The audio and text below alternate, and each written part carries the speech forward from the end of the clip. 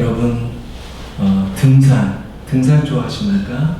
답답한 도시를 벗어나서 높은 산에 오르면 경치도 좋고 공기도 맑고 왠지 마음도 넓어지는 것 같고, 그리고 우리 마음속에 있던 모든 걱정도 다 사라지는 것 같은 그런 상쾌한 느낌을 가지게 됩니다.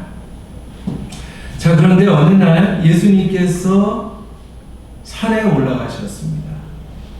제자들 가운데 베드로, 야고보, 요한, 특별히 3명을 선택하셔서 함께 산으로 올라가셨습니다. 왜 산에 오르셨을까요?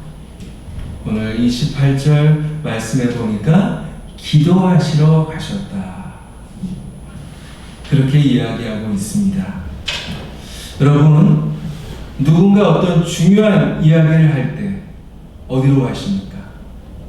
사람들이 많고 시끄러운 장소를 가는 것이 아니라 좀 조용한 곳으로, 아무도 없는 그런 곳으로 가서 단둘이 이야기를 나누지 않습니까?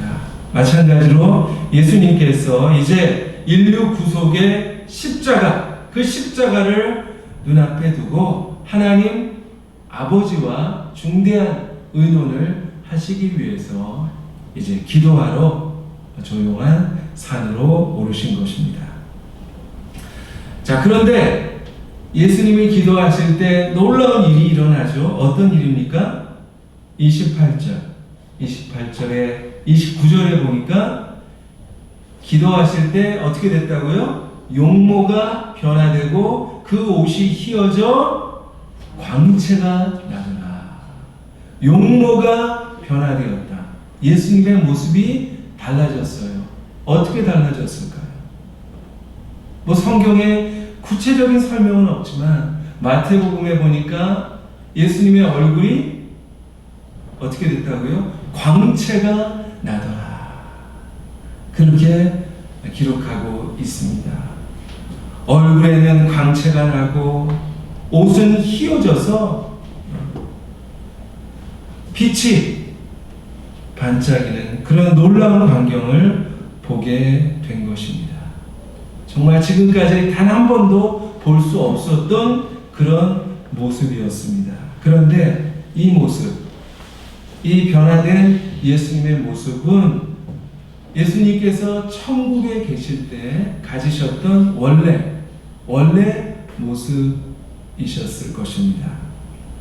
그리고 앞으로 이제 영광 가운데 재림하실 때 나타나실 그런 모습이기도 하는 것입니다. 요한계시록 1장 16절에 보니까 예수님의 모습을 표현하는데요, 그 얼굴은 해가 힘있게 비치는 것 같더라, 그렇게 기록을 하고 있습니다. 그 빛나는 예수님을 바라본 제자들 얼마나 깜짝 놀랐을까요? 그때 예수님의 제자들이 몇 명이 있었다고? 네? 몇 명? 베드로, 야고보, 요한 3명이 그 자리에 있었잖아요.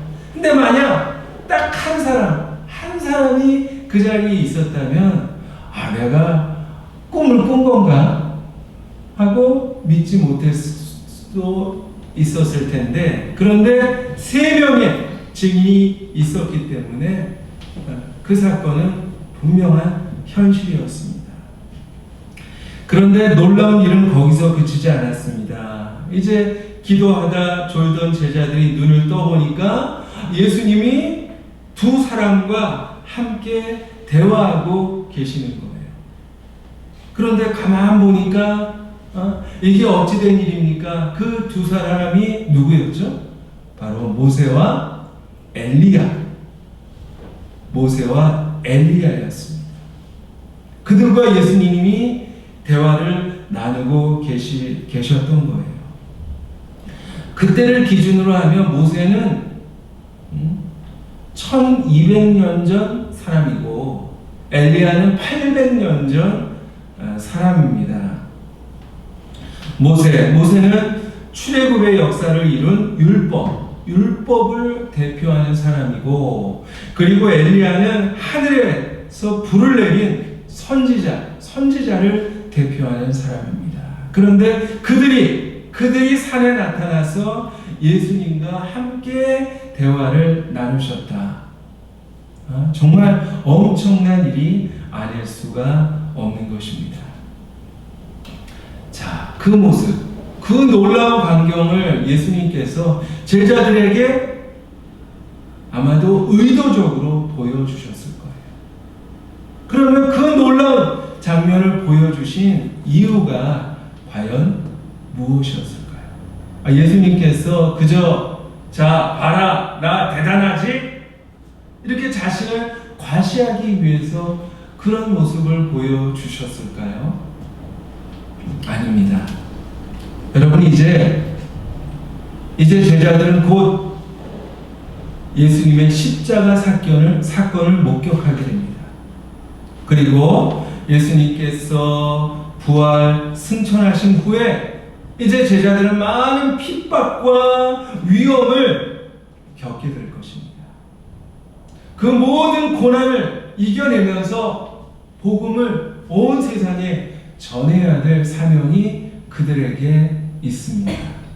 바로 그때를 위해서 이 놀라운 광경을 제자들에게 보여주셨던 것입니다.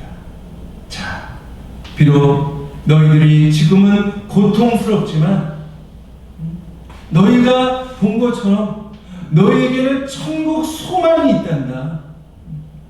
너희에게는 영생의 소망이 있단다. 이제 너희도 이러한 천국의 영광을 누리게 될 거야. 이 소망, 이 약속을 붙잡고 다가오는 모든 시련을 이겨내고 믿음으로 승리하거라. 바로 그런 마음으로 이 놀라운 광경을 보여주셨던 것입니다. 그런데 여러분, 그 소망, 그 하늘의 그 찬란한 영광, 그 소망이 제자들에게만 주어진 것입니까? 아니죠. 오늘 예수 그리스도를 믿는 모든 성도들에게도 동일한 그런 소망이 있음을 분명히 믿습니다. 여러분, 우리도 비록 지금 이 거친 세상에 살지만 언젠가 우리도 예수님처럼 변화되어서 정말 빛나는 옷을 입고 하늘의 영광을 누리게 될 그런 존재라고 하는 것을 여러분 잊지 마시기를 바랍니다. 현실 속에 조금 답답한 일을 만날 수도 있어요. 그리고 예수 믿다가 좀 어려운 시련을 경험할 때도 있을 것입니다. 그러나 우리에게는 천국의 소망이 있다라는 사실을 여러분 기억하시면서 모든 고난, 시련 앞에 두려워하지 마시고 흔들리지 마시고 천국 백성답게 믿음으로 승리하시는 저와 여러분이 되시기를 간절히 축원합니다. 자, 예수님의 제자들이 그 놀라운 광경을 보면서 야, 이게 꿈이야 생시야? 그렇게 바라보고 있다가 베드로가 갑자기 예수님에게 한 가지 제안을 하게 됩니다. 어떤 제안이었죠? 33절에 보니까 여기가 좋사오니 주님, 여기 너무너무 좋습니다. 우리 다시 내려가지 말고 그냥 여기 초막 셋을 짓고 우리 모두 여기서 함께 삽시다. 그렇게 제안을 했습니다. 아마도 그 놀라운 광경을 보면서 이런 영광을 계속 누리고 싶다. 그런 마음을 갖지 않았겠습니까? 여러분, 이해가 충분히 돼요. 정말 여러분 행복한 순간이 있잖아요. 정말 행복한 순간 어떤 생각이 드십니까? 그냥 시간이 멈췄으면 좋겠다. 그냥 여기 머물렀으면 좋겠다. 그런 생각 들 때 있지 않습니까? 그리고 우리가 은혜 받고 성령 충만을 경험할 때 그런 생각이 들어요. 이 세상 다 싫고 그냥 천국으로 지금 올라갔으면 좋겠다. 그래서 아마 베드로도 오늘 본문에 보니까 자기가 하는 말이 무엇인지 모르고 즉흥적으로 그런 제안을 했던 것입니다. 그러나 베드로의 이 제안은 다분히 인간적인 생각, 인간적인 마음에서 나온 그런 제안이었습니다. 여러분, 하나님의 계획은 무엇입니까? 하나님의 계획은 온 인류의 구원을 위해서 예수님께서 십자가에 달리는 것입니다. 그래서 31절에 보니까 예수님께서 모세, 엘리야와 더불어서 함께 무엇에 대해서 이야기를 하셨다고 오늘 성경에 나와 있죠. 무엇에 대해서? 31절에 보니까 무엇을 말씀하셨다고요? 별세하실 것. 바로 예수님께서 십자가에서 고난당하시고 죽으실 것에 대해서 이야기를 나누셨던 것입니다. 그런데 이렇게 하나님께서 예수님을 당신의 계획을 이루시기 위해서 이제 십자가에 달려야 하는데, 그런데 만약 예수님이 십자가를 거부하고 그냥 산 위에 머물면서 거기에다가 아주 전원주택 멋지게 짓고 거기서 편하게 사셨다면 어떻게 됐을까요? 온 인류를 구원하실 하나님의 계획은 무산이 되는 거예요. 그리고 저와 여러분들은 아직까지도 죄와 사망의 고통 가운데 있을 수밖에 없었을 것입니다. 자, 베드로가 주님을 위해서, 그리고 모세를 위해서, 엘리야를 위해서 초막을 지읍시다, 그렇게 이야기했지만, 주님을 위해서 지읍시다 했지만, 베드로의 마음속에는 주님을 위해서가 아니라 나를 위해서 라는 그런 마음이 숨어 있었던 것입니다. 여러분, 고난의 길, 사명의 길을 걷기보다 그저 지금 이 황홀한 현실에 도취되어서 그냥 거기 계속 안주하고 싶다 라고 하는 인간적인 욕망이었던 것입니다. 여러분, 그림을 하나 보여드리겠습니다. 라파엘이라는 화가가 그린 예수님의 병용이라는 작품인데요. 오늘 이 변화산 사건을 그리고 있는데, 근데 가만 보면 윗부분, 그림 윗부분에는 산 위에서 예수님이 이제 변화하셔서 모세와 엘리야와 함께 계시는 모습, 그리고 그것을 바라보는 제자들의 모습이 그려져 있고요. 그런데 아래쪽에 보면 산 위가 아니라 산 아래에는 귀신 들린 아이가 등장합니다. 그리고 그 아이를 고치기 위해서 안간힘을 쓰고 있는 예수님의 다른 제자들의 모습이 그려져 있습니다. 이렇게 두 가지 모습이 대조적으로 그려져 있는 것을 보게 됩니다. 바로 이 귀신 들린 아이 사건은 오늘 본문 이후에 보면 37절부터 기록이 되고 있는데요. 여러분, 산 위에서 그 영광 가운데 아주 황홀감을 느끼고 있던 그 순간, 그 동일한 그 순간, 저 산 아래 현실 속에서는 많은 사람들이 죄로 인해서, 질병으로 인해서 고통을 당하고 있었던 것입니다. 여러분, 십자가가 없이는 영광이 있을 수가 없어요. 우리가 영광의 길을 걷기 위해서는 먼저 고난의 길을 걸어야 하는 것입니다. 혹시 우리 마음속에도 베드로처럼 그저 나만 구원받고 나만 축복받으면 그만이다, 그런 어린아이 같은 생각이 숨어 있지 않습니까? 하나님께서 저와 여러분을 구원하신 이유는 무엇입니까? 그냥 나 한 사람 구원받고 나 한 사람 복받기 위해서 우리를 구원하신 게 아니에요.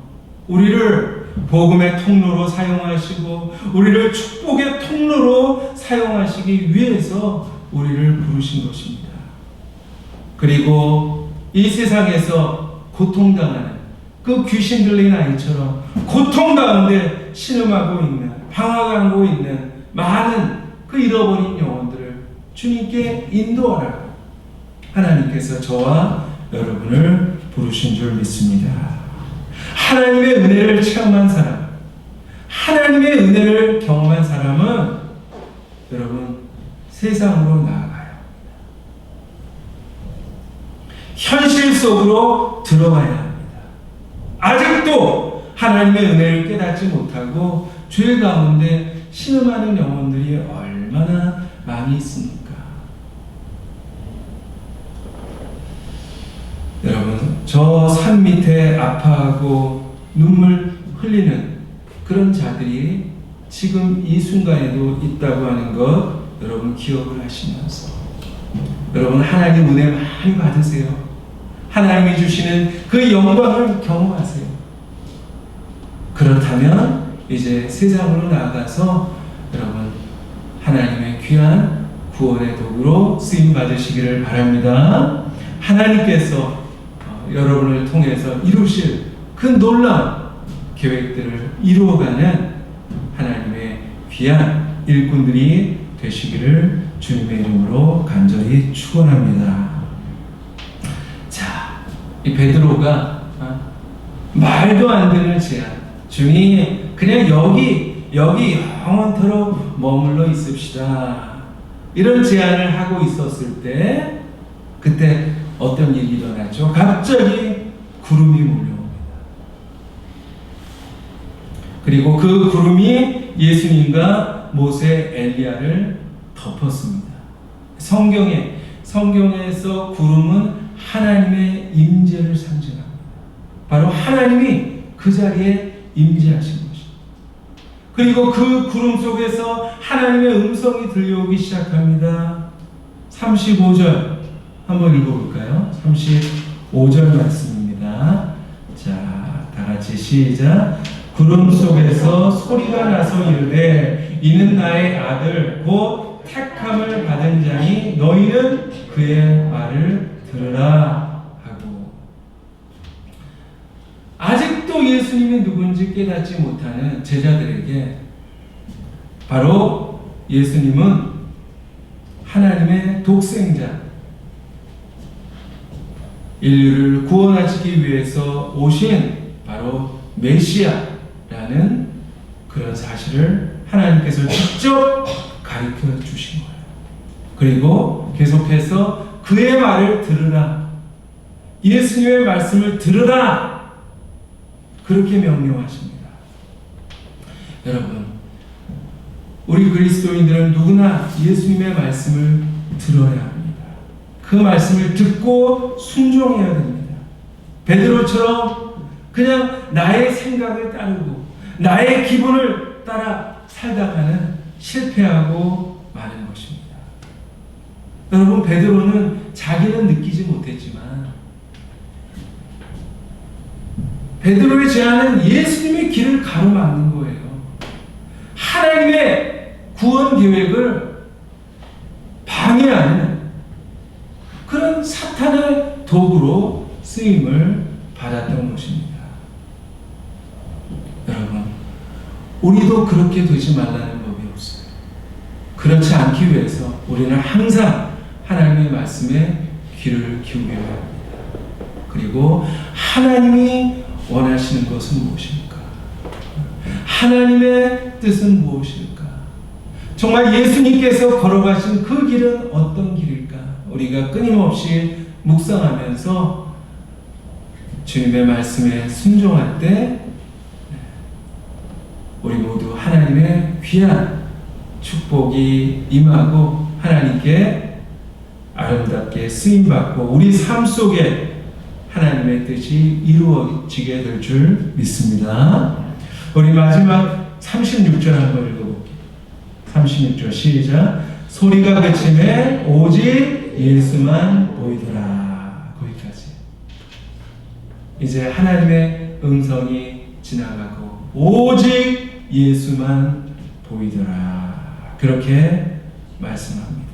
모든 모세, 엘리야 다 사라지고 오직 예수만 보이더라. 여러분, 우리 삶 속에도 예수가 보여야 합니다. 우리 눈에도 예수만 보여야 합니다. 여러분, 디자이너 눈에는 옷만 보일 거예요. 그리고 또 아까 산 얘기했는데 등산가의 눈에는 산만 보일 거예요. 그리고 부모의 눈에는 또 자식만 보이죠. 또 이 목사의 눈에는 뭐만 보일까요? 목사의 눈에는 교회만 보입니다. 성도들만 보이고 어떻게 하면 우리 교회가 좋은 교회가 될 수 있을까? 그런데 바로 그리스도인들의 눈에는 예수님이 보여야 합니다. 사도 바울은 예수님 만난 후에 정말 예수님만 보고 살았습니다. 내가 살아도 주를 위해 살고 내가 죽어도 주를 위해 죽고 나는 사나 죽으나 예수의 것이로다. 그렇게 고백을 합니다. 광야에서 백성들이 불뱀에 물려 죽게 되었습니다. 그때 많은 사람들이 목숨을 잃었지만 장대 높이 들린 노뱀을 바라본 사람들은 나음을 입을 수가 있었습니다. 여러분은 이 처해 있는 그 상황을 바라보고 여러분 주변에 있는 사람을 바라보고 그리고 이 나라가 온통 바이러스만 바라보고 있는데 그러다가는 우리의 삶이 더 꼬이고 복잡해지는 것입니다. 모든 상황 속에 역사하시는 예수 그리스도. 우리 삶 구석구석에서 우리와 동행하시는 예수 그리스도. 그 예수님을 바라볼 때 우리 마음속에 평안이 임하고 그리고 모든 문제도 해결될 줄 믿습니다. 여러분, 예수님을 보지 못하게 하는 것이 무엇입니까? 의심입니까? 염려입니까? 아니면 나의 교만? 나는 내 생각으로, 나의 계획으로, 나의 능력으로 살아갈 수 있다는 교만입니까?